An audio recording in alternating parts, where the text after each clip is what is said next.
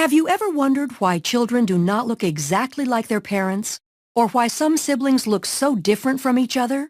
The answer lies in the process of meiosis, which generates the gametes for reproduction. Meiosis is the process by which haploid cells are produced from a diploid cell. For this to occur, the chromosomes must be correctly sorted and distributed in a manner to create genetically unique cells with half the number of chromosomes as the original cell. Meiosis occurs in special cells called germ cells within the gonads of males and females.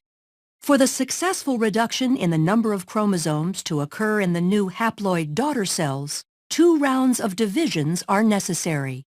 These divisions are termed meiosis I and meiosis II.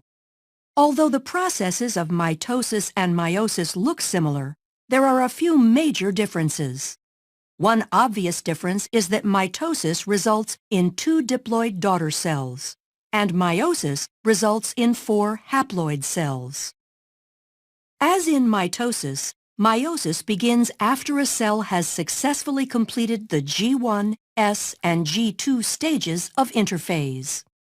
During the S phase of interphase, the DNA is replicated, producing 2 copies of each chromosome called sister chromatids.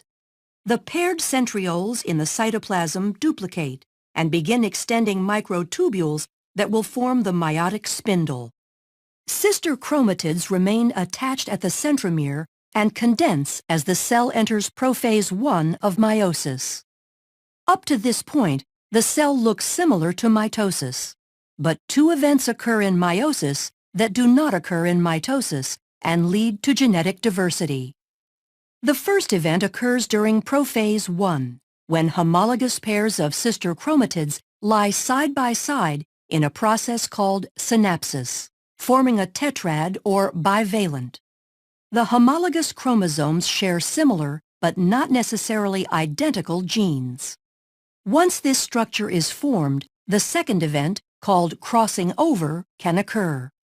During crossing over, a physical exchange between chromosome segments of non-sister chromatids occurs, increasing genetic diversity. Prophase I concludes with the fragmentation of the nuclear envelope as the duplicated centriole pairs move to opposite poles of the cell. As they move, the centrioles extend spindle fibers forming the meiotic spindle. In prometaphase I, with the paired centrioles in place, the meiotic spindle is fully formed. The sister chromatids attach to the spindle fibers by their kinetochores. Here, another key difference between mitosis and meiosis occurs.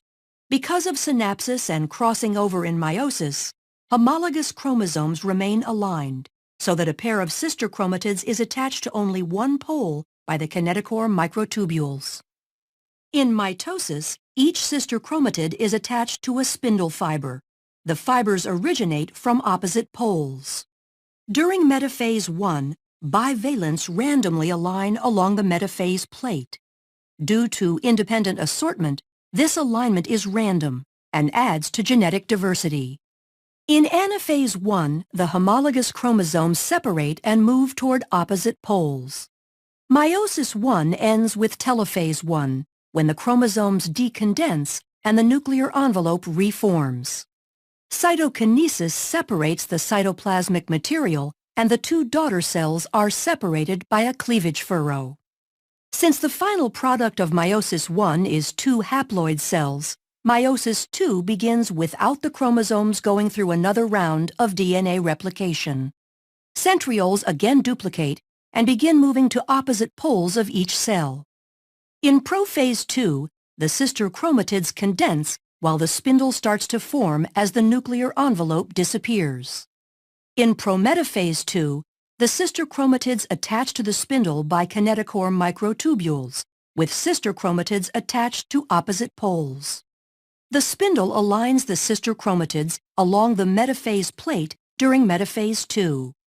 During anaphase II, sister chromatids separate and individual chromosomes move toward the poles. The entire process ends with telophase II, as the chromosomes decondense and the nuclear envelope reforms.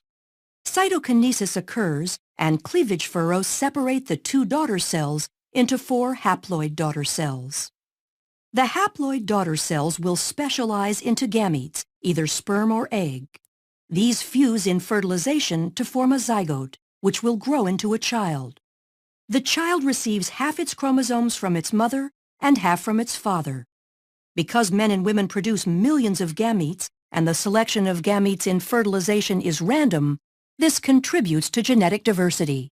This explains why a child isn't identical to either parent. But why aren't siblings identical? The diversity comes from several sources.